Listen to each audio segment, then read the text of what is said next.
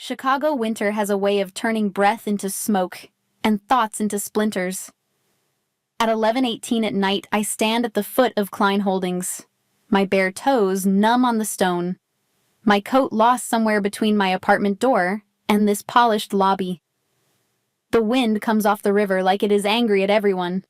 I keep my chin down because the lights above me are too bright and my face is too swollen for shame. I do not pray. I calculate. I came here because fear is safer than kindness. It is the currency I trust. My hands shake, not from tears, but from the thin film of adrenaline that kept me upright long enough to cross the city. I can feel bruises blooming under my sleeves, and a sting at my lip every time I swallow.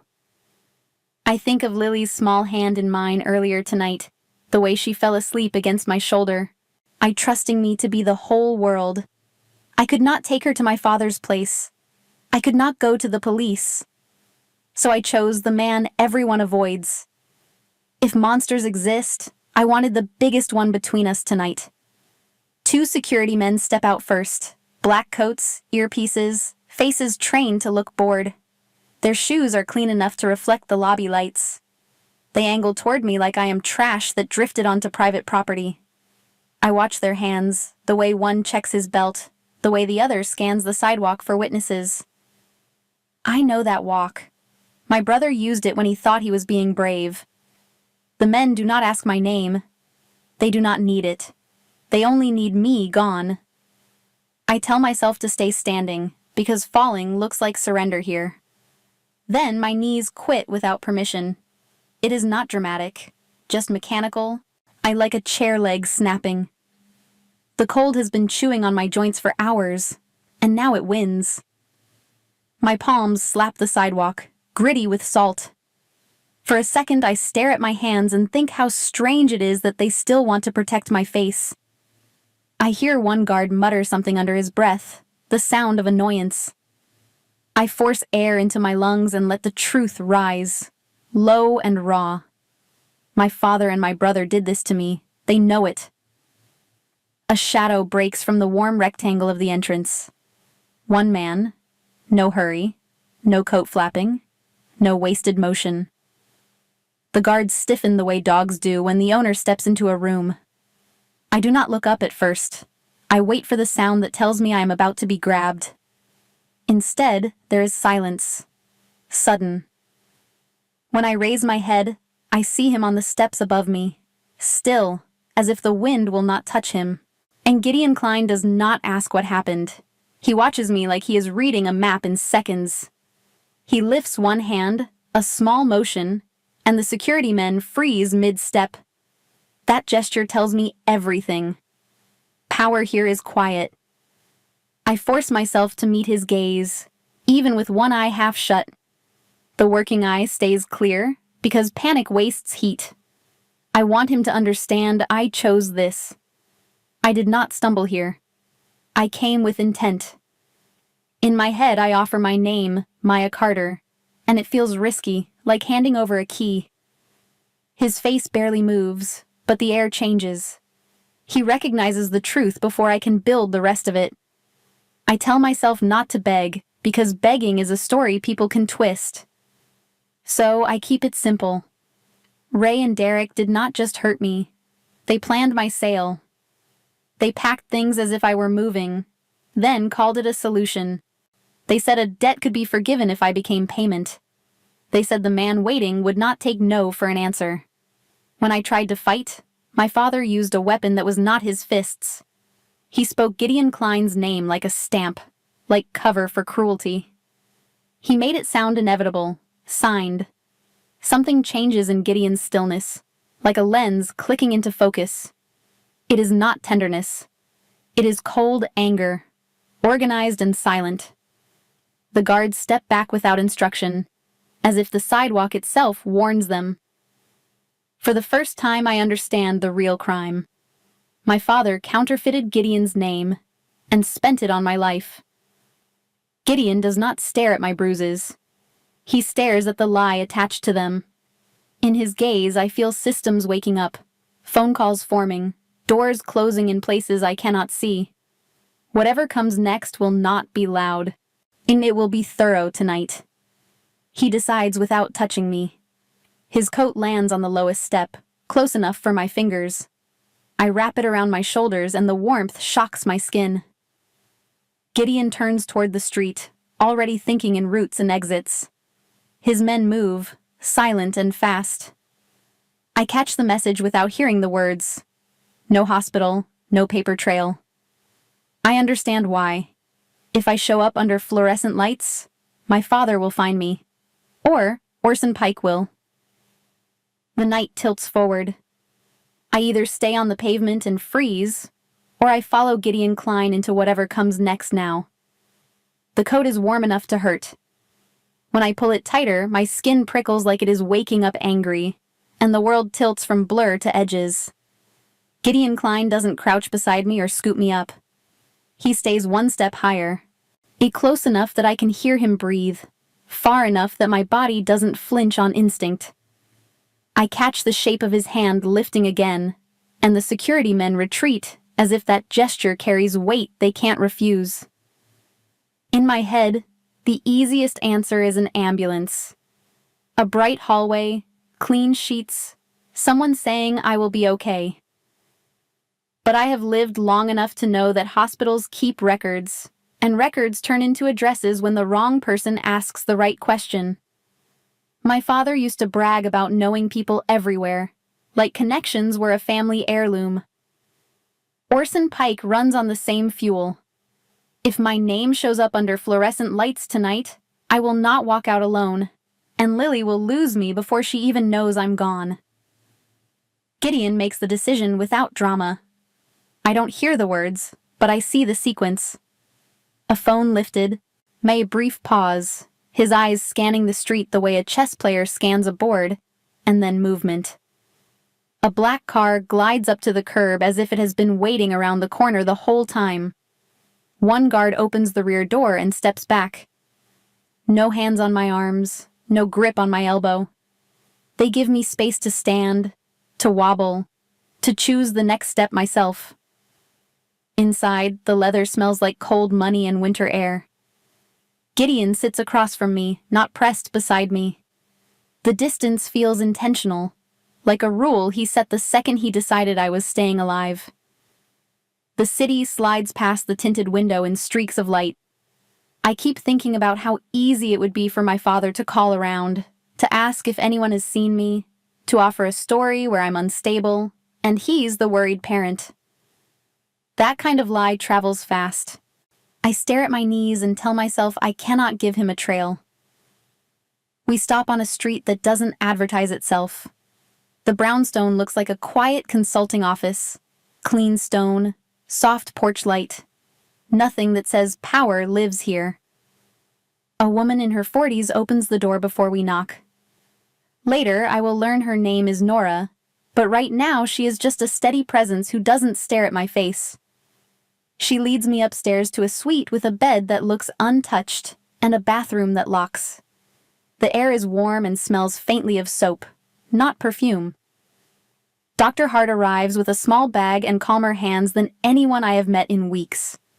There are questions he could ask, and he doesn't.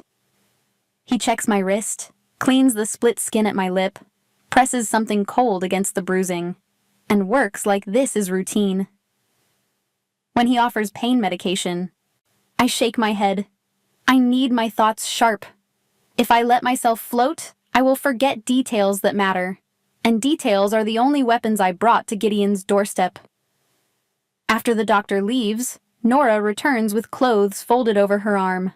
A dark sweater, cotton pants, thick socks.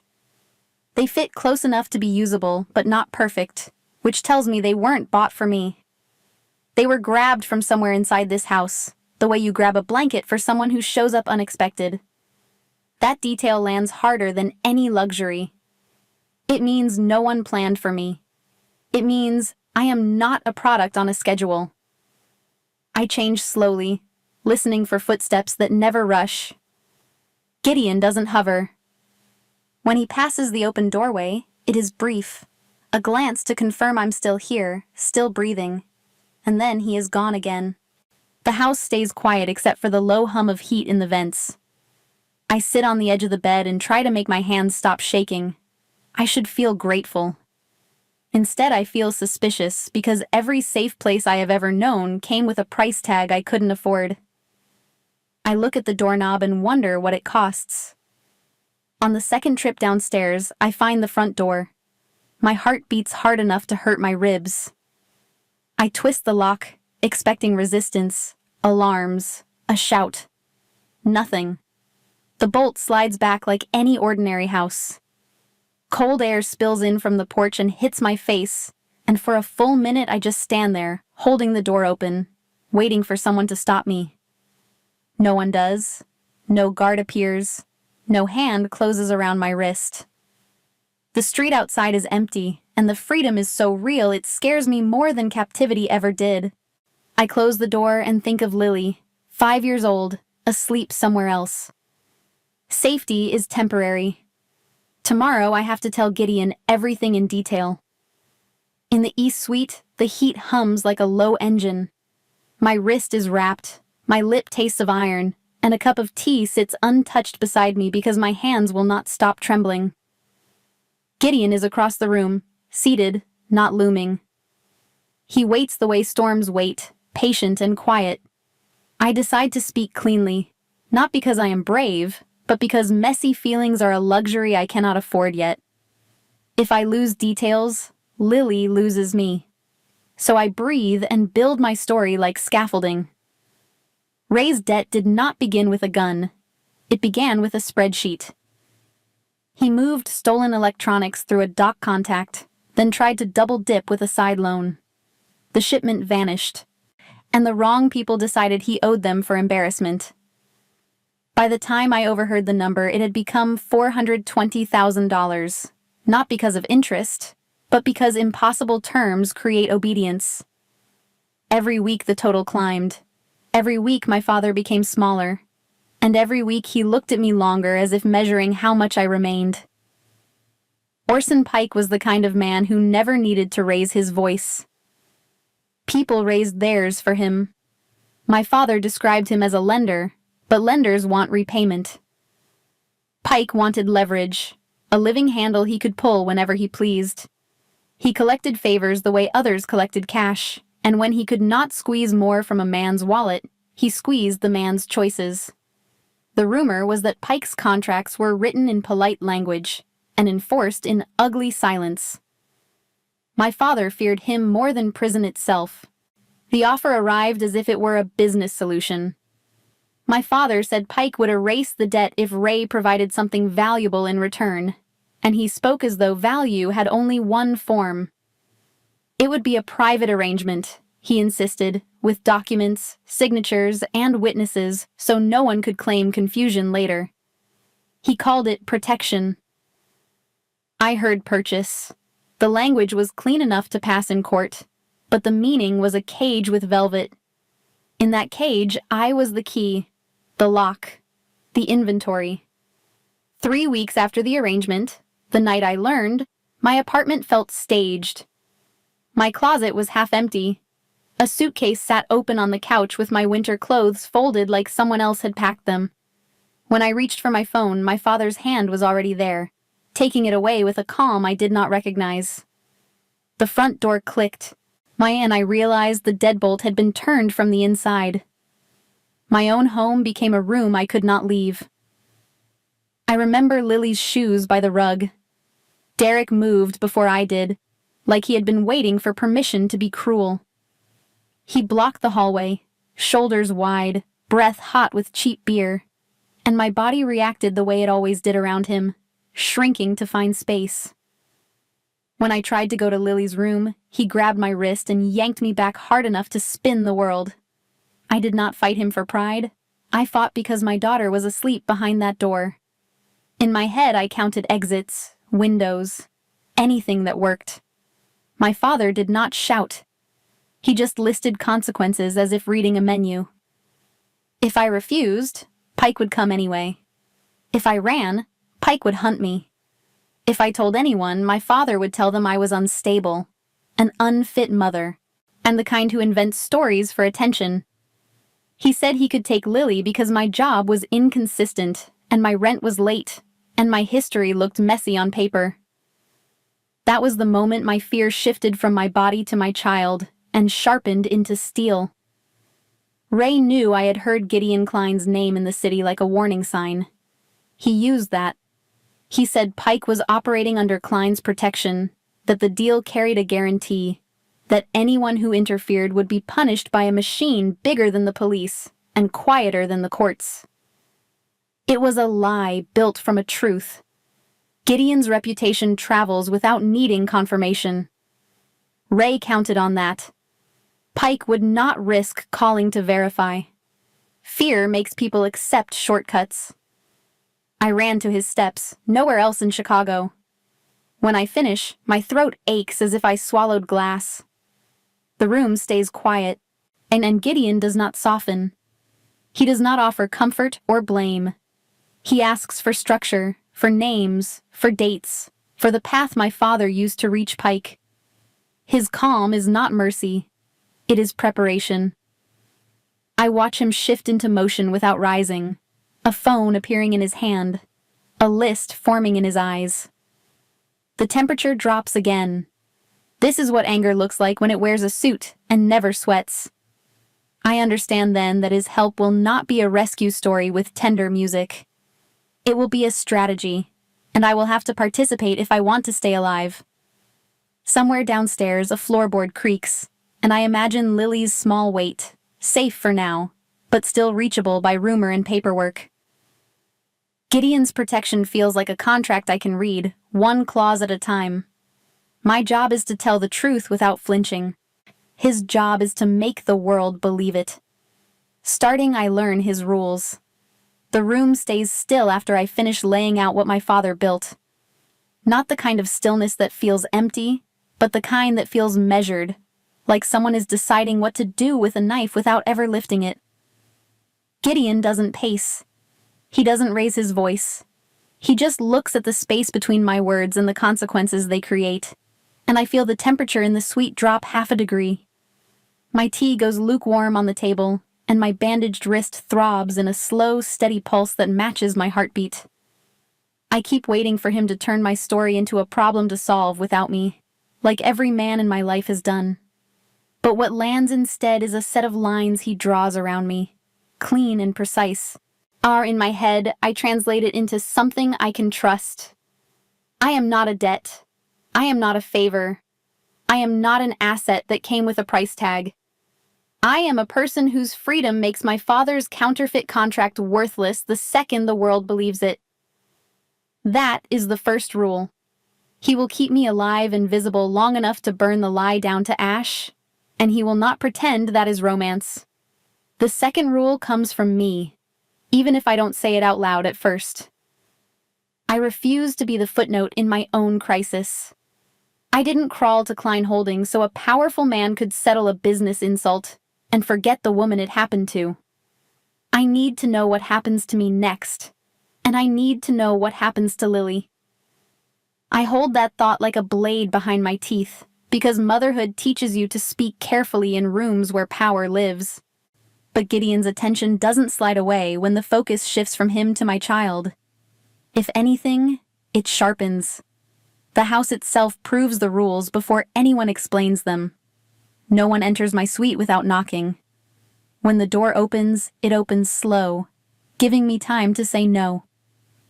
Nora moves like she runs the weather in this place, quiet and certain, and she never lingers in a way that makes my skin crawl.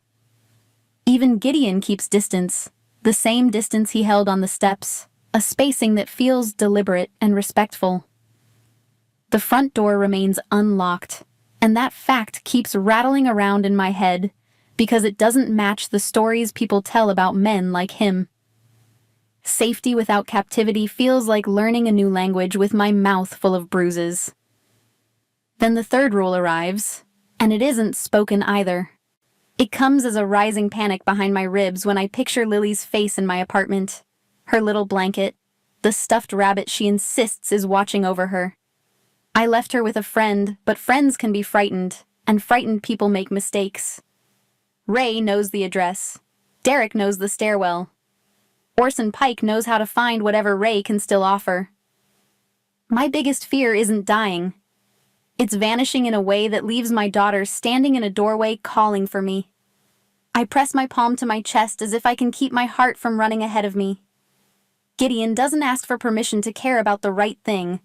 He simply acts, and he does it without theater. Miles appears briefly at the edge of the hallway, and I can tell by the way he stands that he is waiting for instructions the way a weapon waits to be lifted.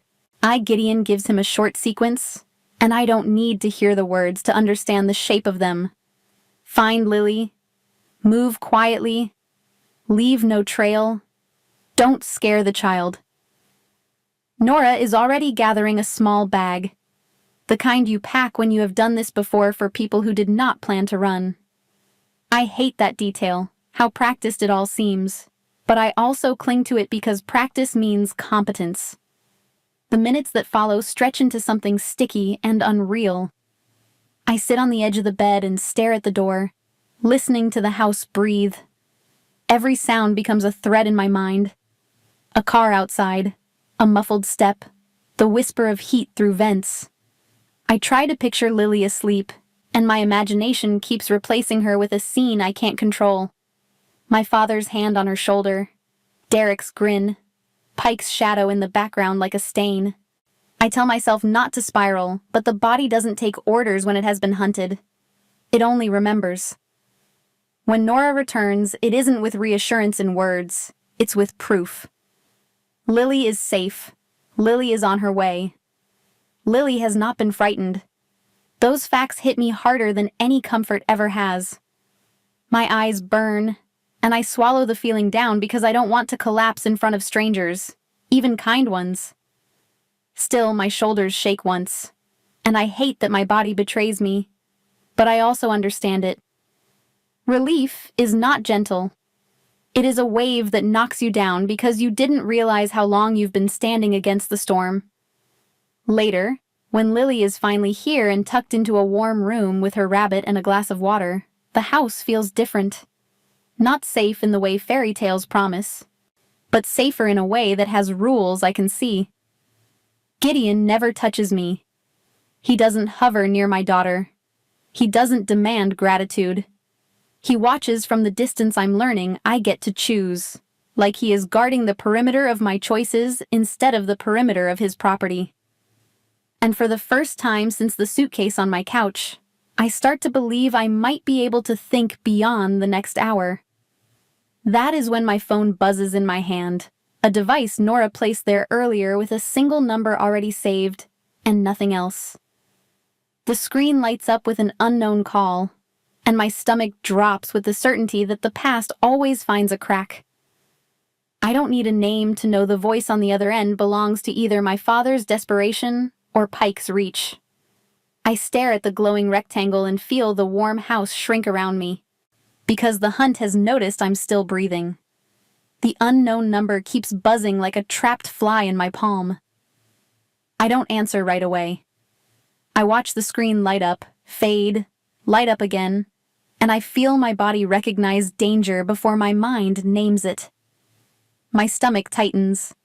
My throat goes dry. The brownstone is warm, Lily is asleep upstairs, and still the sound of that vibration makes the room feel smaller, like the walls are leaning in to listen. When I finally answer, I don't need the caller ID to understand the pressure behind the silence. The voice is familiar in the way a storm is familiar. It doesn't have to shout to make you brace. It carries the same old rhythm I grew up with, the same pattern of entitlement and panic stitched together. It is either my father trying to pull me back into the cage, or someone speaking on Pike's behalf because Pike doesn't waste his own breath unless he has to. I don't argue, I don't explain, I don't offer a single detail that can be turned into a map. I end the call quickly, cleanly, and I notice something that scares me almost as much as the call itself. My hand is steady. That is new. For years I believed steadiness belonged to people with money, people with fathers who protected them instead of selling them. But in that moment, the steadiness comes from one thing. Lily is asleep, and I will not let fear climb the stairs to her room. I set the phone down like it's a weapon I've disarmed, and I listen to the house. No footsteps rush in. No one bursts through a door. The silence holds. Gideon appears in the doorway a minute later, as if he has been standing somewhere close enough to sense the shift in air. He doesn't ask what was said. He doesn't need to. He sees my face, the way I'm holding my shoulders like armor, and his attention moves immediately to procedure. Miles is already at the edge of the hall, waiting, and Nora steps in with that calm, weather-like presence that makes me believe she has cleaned up storms before. The next hour is not romantic. It's not even comforting. It's controlled motion, like watching a machine wake up. Gideon checks the locks without making a show of it. Nora adjusts the curtains. Miles moves to a position that covers the entrance without blocking my view of the stairs. Nobody tells me to be grateful. Nobody tells me to calm down. They treat my fear like information, not inconvenience. Downstairs, in the kitchen, Gideon's phone calls begin. I catch fragments without hearing words, the way you catch shapes through frosted glass. A name comes up more than once. Ava Mercer. Another name follows like a blade sliding into a sheath. Elena Price. Gideon speaks in short, efficient bursts, the same way he moved on the steps of Klein Holdings, as if he refuses to let emotion waste time. Every call ends with a pause where he listens, then answers with certainty that doesn't need volume. I sit at the table with a mug of coffee I don't remember pouring. It cools untouched. My mind tries to fill in blanks, and I force it back into the present. I can't afford spirals. I watch Gideon's hands instead. One taps on a tablet, pulling up documents, names, dates. One holds his phone. His posture never changes. It makes him look less like a man and more like a system that learned how to wear skin. When a printer starts in the next room, the sound snaps my attention sharp. Paperwork slides out with a soft, relentless rhythm, page after page, like the house itself is exhaling proof. Nora brings a folder to Gideon without fanfare. He flips through it once, then again, not because he doubts it, but because he is building an order of operations. I realize, sitting there with my bruised lip and my bandaged wrist, that Gideon is not deciding whether to help me. He is deciding how to dismantle an entire arrangement without letting the perpetrators rewrite the story. The words I can understand most clearly are the simplest ones: fraud, coercion, misuse. I hear the edge of something bigger in the way Ava's name comes up, in the way Elena's name follows. They are not being called to negotiate peace. They are being called to make a record. And I understand why that matters. My father's power over me was never only physical. It was paper. It was narrative. It was the lie that he could make other people believe he was a concerned parent, and I was a problem. Gideon starts closing doors I didn't know existed. He doesn't send anyone to my father's house with threats. He doesn't talk about breaking bones. He talks about protecting evidence. He talks about freezing pathways. He talks about pressure, but it's the kind that happens in boardrooms and bank lobbies, not alleyways. In my head, I picture a city map, and I watch invisible routes turn red, one by one, until the people hunting me find themselves walking into locked gates. Somewhere in the middle of it, a Gideon glances at me and I feel something settle. Not affection, not pity. A recognition that I am part of the mechanism now. The truth I carry is leverage he can use without touching a single person. My existence as a free woman collapses the whole counterfeit deal. That's the terrifying part. It means I can't go back to being invisible. Invisible women are easy to sell. Visible women make noise. As the morning light grows stronger through the curtains, the plan becomes clearer in my mind. First, create legal gravity. A complaint that names names. Emergency protections that keep my father from pretending he still has custody rights. Financial tracing that makes Pike's money hesitate. Quiet warnings to the people who prop Pike up, the ones who like to pretend they're just doing business. Gideon isn't lighting a fire. He's removing oxygen. I thought revenge always looked like violence because that's what men like my father used when they ran out of arguments. But Gideon's revenge looks like paperwork that can't be punched, headlines that can't be bribed away, accounts that don't care how angry you get. It looks like the world becoming inhospitable for anyone who tried to trade a woman for debt relief. And then I understand the promise hidden inside Gideon's calm. What comes next will be worse than violence, because violence ends quickly. This won't. This will follow them into every office, every courtroom, every bank, every relationship they ever used to survive. It will put their names in rooms where names don't wash off. By late morning, the folder on Gideon's desk is thicker. The printer has gone quiet, as if it has done its part. Gideon's phone buzzes with confirmations, and his answers are short, decisive, final. I feel like I'm standing at the edge of a cliff where the fall isn't mine for once. The paperwork exists now. The people are lined up. Once it goes public, there is no pulling it back. I look up the stairs toward Lily's room and feel the familiar fear try to return, because I know something else too. Orson Pike will not accept loss quietly. He will claw at whatever he can still reach. And if he can't reach Gideon Klein, he will reach for the nearest living thing that matters. That is why I stay seated. That is why I keep my voice steady. And that is why, when Gideon tells me without saying it that we are about to flip the lights on, I believe him. The article goes live at 9:15 in the morning, and I feel it before I even read it. The safe house is quiet, the kind of quiet that usually lets me breathe, but this quiet snaps tight like a wire. Gideon's tablet lights up on the kitchen counter. My phone vibrates once. The muted TV in the corner shows a news banner sliding across the bottom of the screen like a knife being drawn. I stare at the headline on my phone, and it hits my chest as if someone pressed a cold palm there and held it. It's not written like a tabloid. That's what makes it worse. The language is clean, restrained, almost polite.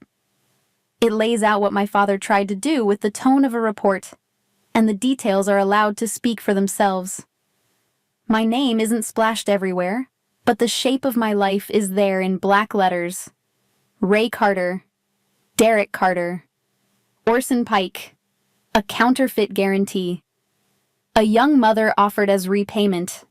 The words look too calm for what they mean, and the calmness steals the oxygen from the room. At first there is silence.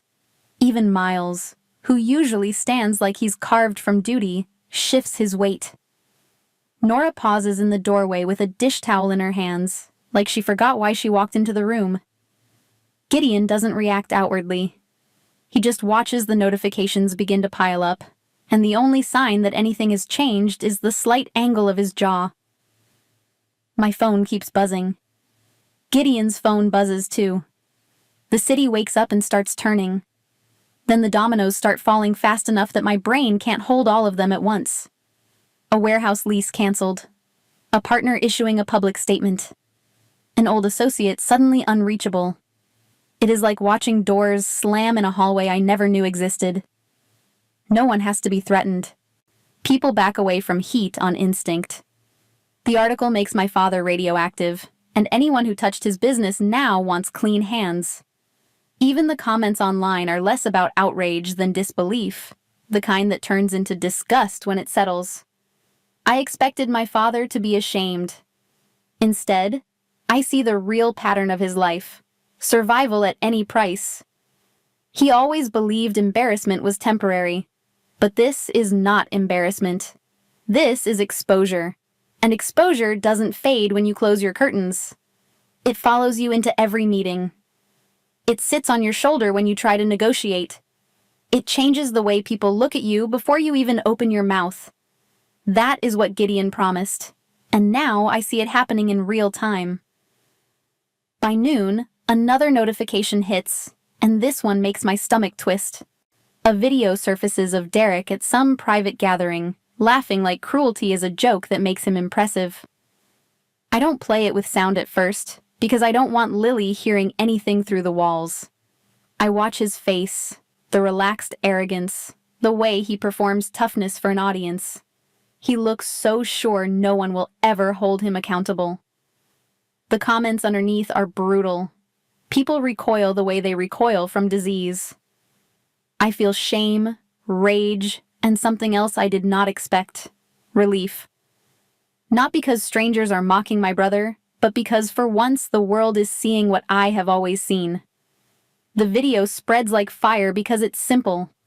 There is no complexity, no debate, no room for excuses. Derek's mask slips, and people don't forget what they see when a mask slips on camera. That matters in a way my father never understood. He thought power was private, negotiated behind closed doors. He forgot the modern world punishes publicly. Gideon didn't have to lift a hand. He just opened a door and let everyone look inside. Orson Pike's name lands differently. You can feel the hesitation in the way reporters write about him, the way commentators speak around him. But even that hesitation is a crack, because Pike has always survived on myth. Myth says he is untouchable. Myth says you don't say his name unless you want trouble. Now his name is on the same page as fraud and coercion, and the myth starts to thin. Lawyers don't want him. Consultants stop returning calls. Intermediaries suddenly have scheduling conflicts. His network doesn't collapse in one dramatic moment. It starves. It goes quiet. People begin swimming away from the ship before it sinks. In the middle of all this, my phone rings again, and my body knows before my mind does. This time, the number is blocked. I pick up because some part of me still wants to believe there is a version of my father who can apologize. The voice that comes through isn't apology. It's panic dressed up as authority, then pleading dressed up as love. He needs me to fix it. He needs me to say I lied. He needs me to rescue him from the consequences of trying to sell me. I don't argue. I don't list evidence. I don't remind him he threatened to take Lily. I end the call quickly, and when I set the phone down, my hand is steady again. The steadiness scares me, because it means I'm changing. It means I'm no longer trying to earn safety by being quiet. I walk upstairs and check on Lily. She's on the rug with her cereal bowl balanced in her lap, the cartoon volume low, her hair sticking up in the back from sleep. She looks up and smiles like this is just a different house, not a different life. That small smile cracks something in my chest. I sit beside her and breathe in the normal smell of milk and laundry detergent. This is what I'm fighting for. Not revenge, not headlines. Morning peace. When Lily goes to the bathroom to brush her teeth, I stand by the window and watch the street. My satisfaction fades into fear, because visibility cuts both ways. The article exposes my father, but it also announces to Pike that the deal is broken and the witness is alive. It tells him someone powerful is involved. It tells him I escaped. And men like Pike do not accept loss as a concept. They accept loss as a challenge. Ava Mercer calls later, and even without hearing her exact words, I feel the warning settle into my bones. Pike is moving. People are asking questions in the wrong places. There are signs he's trying to locate me before I can testify. Gideon listens, says little, ends the call, and the room shifts back into procedure. The public firestorm was Phase 1. Phase 2 is paperwork and controlled confrontation. The kind that permanently severs my father's claim and tightens the net around Pike until he can't slip through. I look at Gideon and understand something that is both terrifying and oddly calming. The internet can scream for a day and forget tomorrow. But a signed affidavit and a legal record don't forget. A court file doesn't get bored. The next step won't happen online. It will happen in a room on a day Gideon chooses. I with documents that force my father to admit what he did and give up any leverage he thinks he still holds. And while the system moves, desperate people move too. Tuesday arrives without ceremony.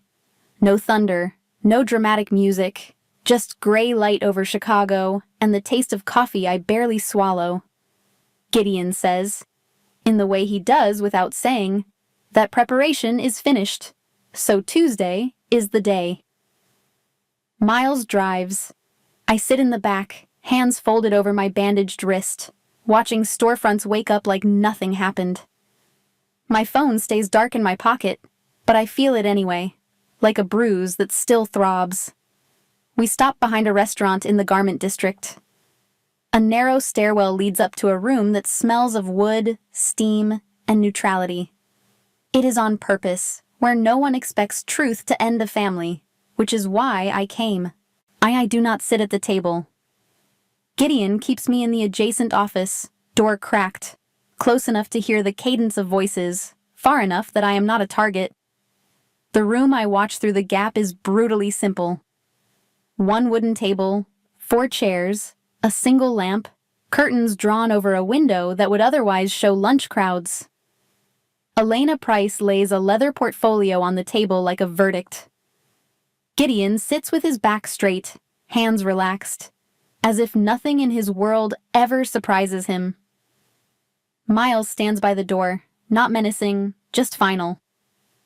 I breathe slowly, counting to 4, then 4 again. My daughter's picture is in my wallet, and I touch it once. Ray arrives 10 minutes late, and even that small delay looks like surrender. His suit is expensive but wrinkled, his hair uncombed, his eyes darting as if the walls might accuse him. He looks smaller than I remember, like the last 2 weeks have eaten away whatever made him believe he could control me. Derek is not with him. Gideon did not invite Derek, and the absence is a kind of insult, proof that loud cruelty does not earn a seat. I feel a sharp, ugly satisfaction at that.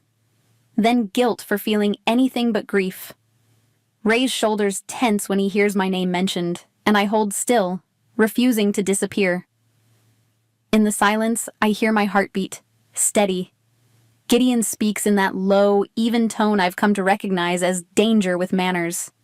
He outlines Ray's situation the way you outline a math problem, starting with what is already true. Warehouses seized, accounts flagged, partners gone, friends silent. He points to the next truth with the same calm. Pike will survive if he can, and if he survives, he will need someone to blame. Ray's face tightens, because he understands arithmetic when it's written in fear. Gideon makes a distinction that lands like a stamp. Everything so far has been correction, setting the record straight, stripping the lie of oxygen. Punishment would require emotion. He is not emotional. He is thorough. I realize mercy is shaped like steel. Elena opens the portfolio and slides a single document forward. I can't read the fine print from where I am, but I know what it contains because Gideon asked for it to be built around facts I gave him.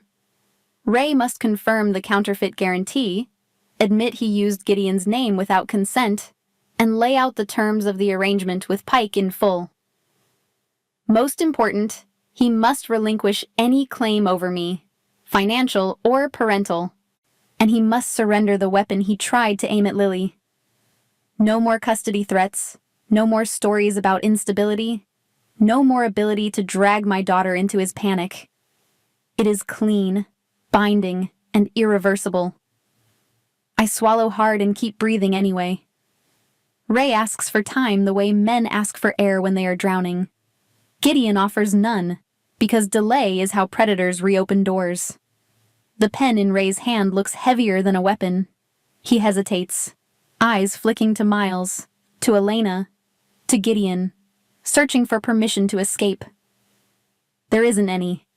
When the tip touches paper, the room exhales. The sound is faint, but my whole body hears it.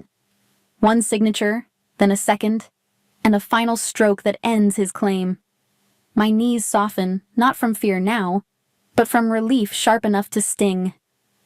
Gideon does not celebrate. He takes the paper and puts it away. Outside, traffic passes, indifferent, while my life still changes in ink. Back at the brownstone, the adrenaline drains out of me in stages. I wait until Lily is asleep, until Nora's footsteps fade, until the house settles. Then I sit on the edge of the bed, and the crying comes. Not theatrical, just physical, like my body finally received permission to stop holding itself together. I cry for 40 minutes, timing it the way I time everything now. When it slows, I wash my face with cold water, drink a glass from the sink, and stare at my reflection until my breathing evens out. The bruises are fading, but the knowledge stays. I am free on paper, and that feels unreal. I go downstairs because I don't want the end of emergency to become a new kind of isolation. Gideon is in the study, writing by hand, and he looks up as if he expected me. He doesn't ask me to stay. He lays options on the table like tools: a relocation fund that can't be traced, contacts who can rebuild an identity, coordination with Ava's case to keep me protected, time in the East Suite as long as I need. The choices are real, and that is the frightening part. Wanting feels dangerous when you've lived on survival. I stand at the doorway, feeling the distance between us, and I realize the next step is mine to choose on purpose. I cried in the bathroom with the faucet running, not to hide the sound, but because the steady rush gave my body permission to fall apart. When it finally slowed, I washed my face, drank a full glass of water, and stared at my own eyes until they stopped looking hunted. Lily slept upstairs, curled around her rabbit like a promise. Downstairs, and the house smelled of coffee and clean linen. I walked into the kitchen barefoot, still wearing borrowed socks, and found Gideon at the counter, quiet as dawn, as if Tuesday never happened, waiting for me to speak first. He had laid out my future in a thin folder, the way some people lay out menus. There was a relocation fund, untraceable, meant for rent deposits, daycare, and a new start. There was a contact who could shield my identity while the case moved, and another who could help me find work that didn't connect back to Ray. There was coordination with the federal team, which meant safety but also schedules, rules, and silence. And there was the simplest option of all: time in the East Suite. No questions, no locks, just a door I could open myself always. I should have felt grateful, but gratitude has teeth when it comes with strings, and I'd been tied up by too many promises already. I watched Gideon stir sugar into a plain mug, wearing a dark sweater instead of a suit, his sleeves pushed up like any tired man making breakfast. The normality unsettled me more than his power. If he offered me all this without asking for anything, what was I missing? I glanced toward the stairs, thinking of Lily, and the old instinct whispered that every safe place eventually charges admission, and I never knew the price ahead. That question had been sitting in my throat since the sidewalk. Why didn't he have his men drag me away like a problem, the way everyone else would have? I remembered the sharp wind, my knees giving out, and his hand lifted like a quiet stop sign. He'd looked at me as if I were making a choice, in not begging for rescue. In my head, I replayed my own face in the lobby lights, and I realized I had walked to the most dangerous door in the city on purpose. He respected that decision, and it changed everything for me. Gideon didn't answer with softness. The meaning came through the way he kept space between us, the way he never cornered me, the way he let me close doors. My body had been handled, judged, traded, and threatened long enough. He refused to add his hands to that history. Protection, in his world, was not possession. It was structure. It was options. It was making sure I could say no and have that no respected. Hearing that didn't erase what happened, but it stopped it from repeating here. For the first time, my fear didn't have to negotiate to survive. The distance between us used to be a line I measured for safety, a space I guarded because closeness had always meant risk. Now it felt like something I could choose, inch by inch, without losing myself. I stood beside him at the counter, and before I could overthink it, I placed my fingers on his forearm. 3 seconds. Warmth through fabric. No squeeze, no claim, just contact. Then I pulled back and watched his eyes flick to where my hand had been, like he was honoring the boundary as much as the gratitude. It made my chest ache, quietly. After that, we fell into a rhythm neither of us announced. Mornings were oatmeal for Lily, coffee for me, and Gideon moving through calls in a language of calm. Nora kept everything practical. Miles kept everything secure. I read library books from Gideon's shelves while Lily colored at the table, and the ordinary scenes felt borrowed, on like clothes that didn't quite fit. Sometimes I caught myself listening for the slam of a door, waiting for Ray to appear. Safety was real, but it was still young, still fragile, still learning my name. I knew the outside world was not done. Ava Mercer's message arrived in the afternoon, and it pulled me back into the part of the story that doesn't care about feelings. She had a deposition date, a grand jury window, and instructions that sounded like lifelines and restraints at the same time. Gideon didn't tell me what to say. He just made sure I understood the stakes. My words would become record, and record would become protection. I pictured a room with lights and a microphone, and my palms went damp. Then I thought of Lily's laugh, and the fear settled into purpose. I could not stay silent. That night, after I tucked Lily in, I sat at the desk in the East Suite and wrote my timeline in plain language, line after line, until the facts felt like bones under my skin. I wasn't doing it for revenge anymore. I was doing it so no one could rewrite me as unstable, dramatic, or confused. Gideon's house gave me distance I could choose, and choice gave me a voice I could trust. Tomorrow, I would walk into those rooms where words become permanent, and I would make mine count. Because if I speak clearly, Lily stays safe too. Before the deposition, I build my spine out of paper. I sit at the desk in the East Suite while Lily sleeps, and I write the timeline in blunt, ordinary language. The night my father took my phone, the locked door, the suitcase, Derek's grip, the bathroom window, the long run, the steps of Klein Holdings. I add dates where I can, and when I can't, I write what I remember seeing, who stood where, what was said around me, what I felt in my bones. I practice breathing the way a nurse once taught me during labor. In for 4, hold for 4, out for 6. Every time panic rises, I picture Lily's face when she wakes up safe. That is my anchor. I am not going into these rooms to perform pain. I am going in to make a record. The deposition happens in a windowless office that smells like copier toner and stale coffee. A small recorder sits on the table like an insect with a red eye, and the fluorescent lights buzz softly overhead. A bottle of water sweats onto a paper coaster.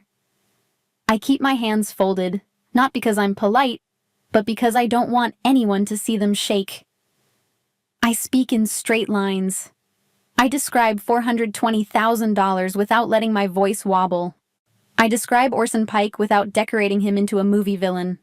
I describe my father's plan the way you describe a broken staircase. One step, then the next, until the fall makes sense. When my throat tightens, I take a sip of water, reset, and keep going. I watch faces go still. I didn't know what my voice could do until the room went quiet. When it ends, I walk out into a hallway that feels too bright, and Gideon is there, leaning against the wall in his sweater, coffee in hand like it's any other weekday. He doesn't ask how it went. He doesn't praise me. He simply shifts his body so he's between me and the elevator without touching me, and I realize that is his version of care. Miles drives us back the long way, not because we're lost, but because the shortest route is predictable. Nora has dinner waiting. Lily tells me about a drawing she made, and I nod and smile and keep my voice gentle, even while my mind replays every sentence I said under those buzzing lights. That night, I rehearse again in the mirror, not lines, just steadiness. I remind myself that I am allowed to take up space. I write Lily's name at the top of my notes in letters, then underline it twice. Gideon leaves a small stack of documents on the counter. Nothing sentimental, just maps of meetings and times. His silence tells me he trusts my mind. I fall asleep believing clarity can be a shield. The grand jury is bigger, heavier, older. Wood panels, marble floors, a seal on the wall that makes the air feel official. I ride up in an elevator with my stomach clenched and my notes tucked in my bag like a prayer. Inside, the silence is different from the deposition. It's not casual. It's ceremonial. I sit, I breathe, and I speak again, knowing these words won't just be heard. They will be stored. They will be compared. They will be used. I tell the truth so precisely that my fear has nowhere to hide. I talk about how Ray used Gideon's name as a counterfeit guarantee, how that lie was meant to make me feel trapped, how Lily was the second chain he tried to wrap around my throat. Outside those rooms, the city starts refusing Orson Pike in small ways that add up. Phone calls go unanswered. Intermediaries suddenly forget appointments. Lawyers step back with polite emails. Accounts are reviewed. Partners pause projects. It's like watching a man lose air without anyone laying a hand on him. Gideon doesn't celebrate any of it. He tracks it. Ava Mercer sends short updates through secure channels, and each one sounds like another door closing. Ray cooperates not because he grew a conscience overnight, but because arithmetic finally turns against him. Pike is angry. The internet is unforgiving. The state is watching. My father chooses survival over dignity, and I accept that without rewriting him into something better. His cooperation doesn't heal me. It simply helps build a case that might keep Lily safe when she's older, and I can't stand between her and the world every minute. On a Wednesday evening, the news breaks that Pike has been taken into custody. The anchor's mouth moves on the muted TV, and the headline crawls across the screen in calm letters. I don't feel triumph. I feel the end of a long fever, the kind that leaves you weak and oddly empty once it's gone. I sit on the edge of the couch and let the quiet settle, and then reality taps my shoulder. Courts move slowly. Motions get filed. Trials get delayed. Derek is still out there building his own story of victimhood.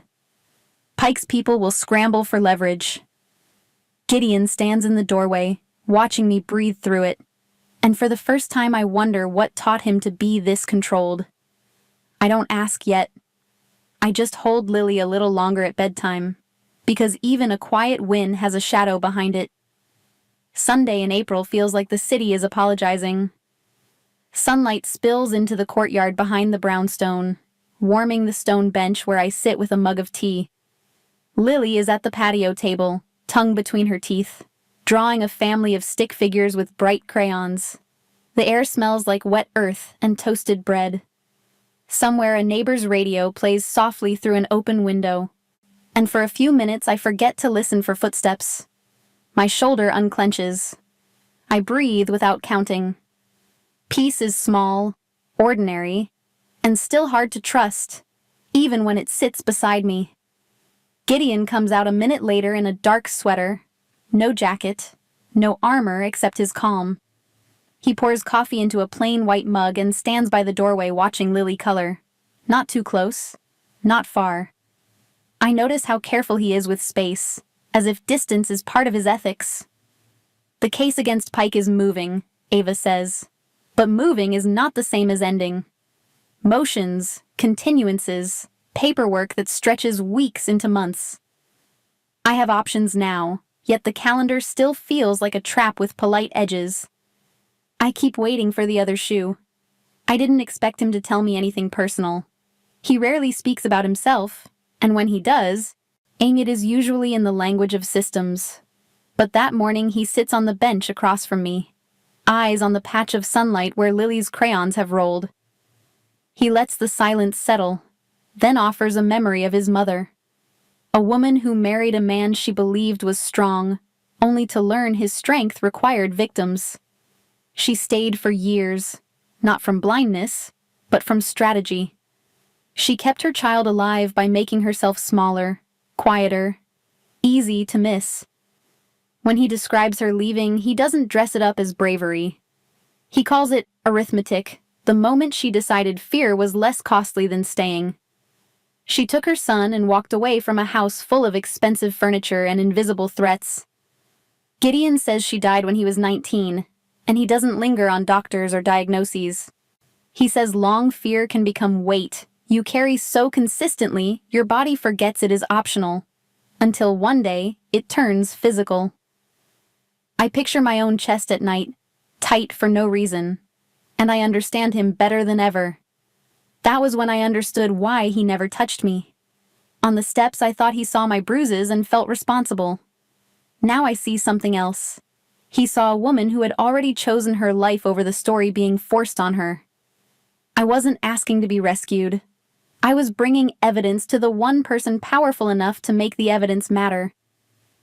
Gideon recognized that kind of decision because he watched his mother make it, quietly, again and again. He has always been drawn to people who refuse to disappear. Maybe that is his only softness too.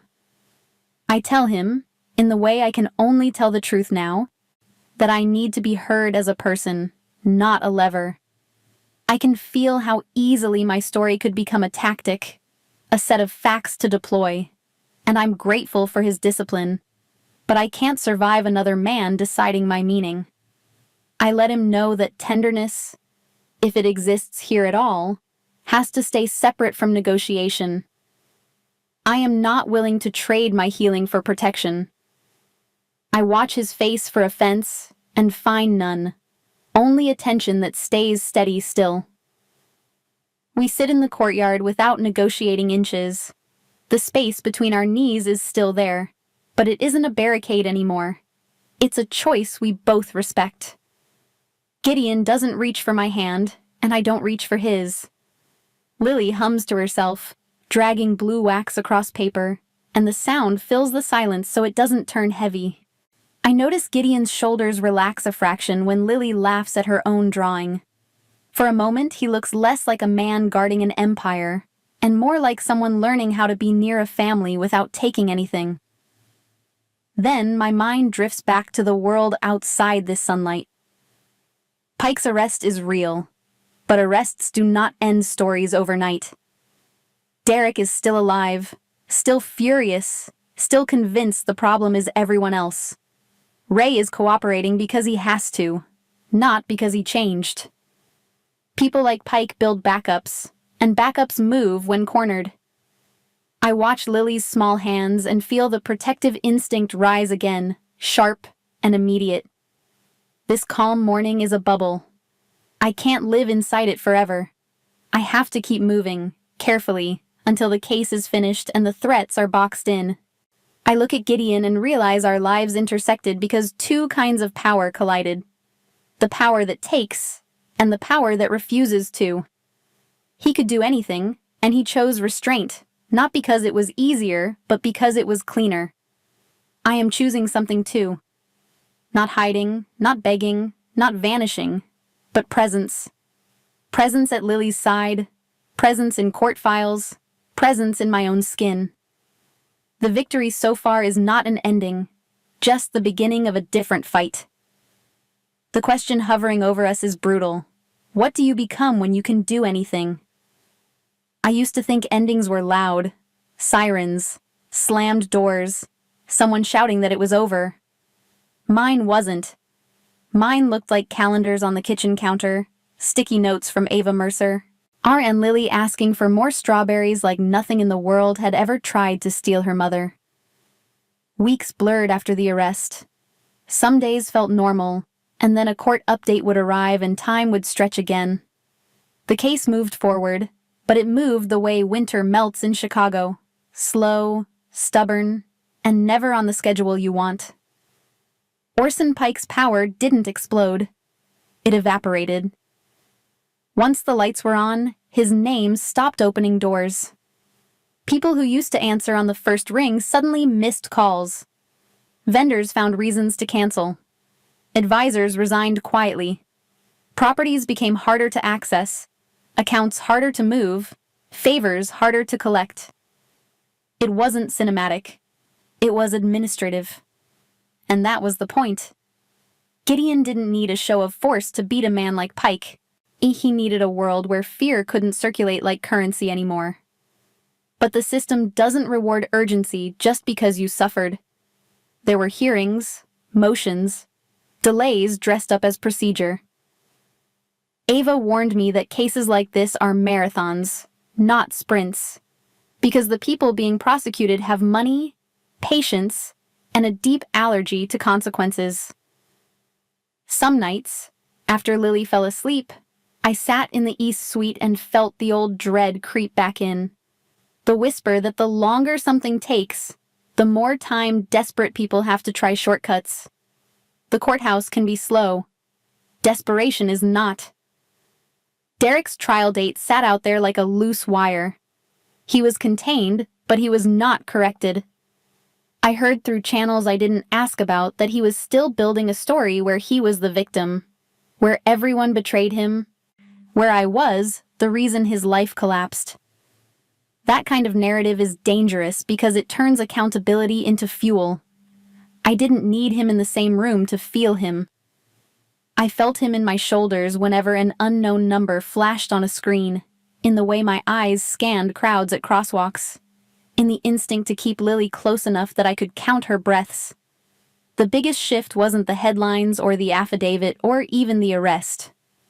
The shift was inside me. I stopped thinking of myself as someone who had been saved, because saved implies the story is finished and you can put it back on a shelf. I wasn't finished. I was present. Present at breakfast, present at bedtime, present in my own body even when it remembered panic. I learned to stand in a room and let my voice take up space without apologizing for it. I learned that survival isn't just escaping. It's choosing what comes after escape. Gideon never asked me to belong to him. He never offered that kind of claim. And that is what made his presence complicated in the best way. He was a guardian of boundaries, not a collector of people. His restraint wasn't a lack of desire or a lack of power. It was power with discipline, the kind that returns power to someone who has been taken from. He kept distance until I chose otherwise. And even then, the distance was a choice, not a punishment. Watching him operate taught me a strange lesson. Control can be cruelty, but it can also be protection when it's used to protect someone else's autonomy. The options on the table stayed real. The relocation fund could have moved Lily and me to a different state, a different school, a different set of neighbors who didn't know my name. Identity protection could have erased the paper trail my father loved to weaponize. A new start was not just possible. It was prepared. I didn't stay because I had nowhere else to go. I stayed because stability is a form of safety too, and Lily needed roots while the case finished crawling through the system. I stayed because I wanted to see the story through to the last page, not run from the middle of it again. Some evenings, I would watch Gideon on the phone in the study, calm as ever, and I would think about how many worlds exist inside one city. Worlds where a single mom counts grocery dollars, and worlds where a signature can freeze an empire's breath. The machinery that created my father's decisions still exists. Debt, coercion, inherited violence, on men who believe women are collateral. One arrest doesn't dismantle a culture. It only creates a crack where something better can start to grow. That thought kept me honest. I didn't romanticize what happened. I used it. When fear returned, I didn't treat it like failure. I treated it like weather. I taught Lily simple routines that made our life feel predictable. Shoes by the door, a bedtime book, a nightlight that stayed on. I taught myself routines too. Notes for Ava's office, a spare charger in my bag, breathing before I open an email that might carry bad news. Healing wasn't a straight line. It was practice. It was repetition.